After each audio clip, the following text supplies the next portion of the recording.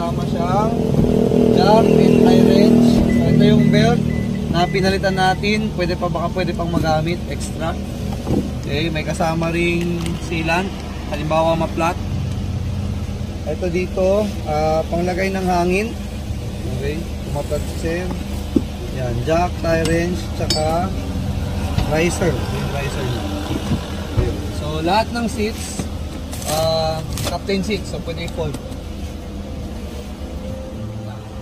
So pwede rin i-lock yung unit natin dito lang sa isang piston. So ito, rear sensor. So yun,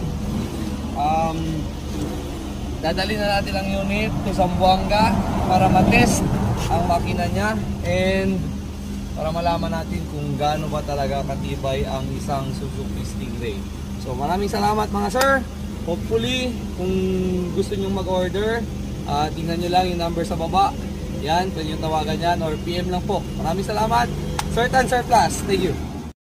Dito nga mga sir, makikita natin kung ano ba talaga ang kayang ibigay ng isang Suzuki Stingray. Ayan, makikita po natin na kaya niyang umabot hanggang 130. Ayan po. So, medyo kailangan nating bumagal na dito ng konti. Mag-slow down tayo. Ayan. At dito nga, susubukan natin kung sino bang mas mabilis, yung black o yung white. Ayan. So, klarong-klaro ang ebidensya na iwan sa atin ang black. Grabe ang hatak. Grabe ang hatak. Ang ganda.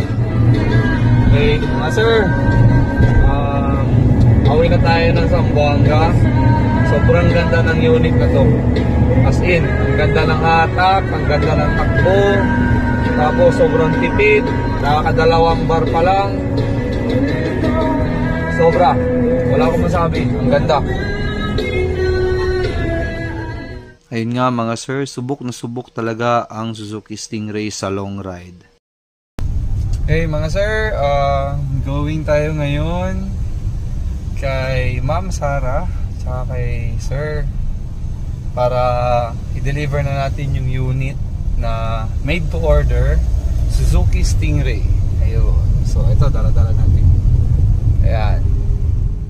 Sa mga gusto pong mag-order, dial nyo lang po yung number na makikita ninyo sa screen ninyo or you can visit my page, Sir Tan Sir Plus or direct PM po.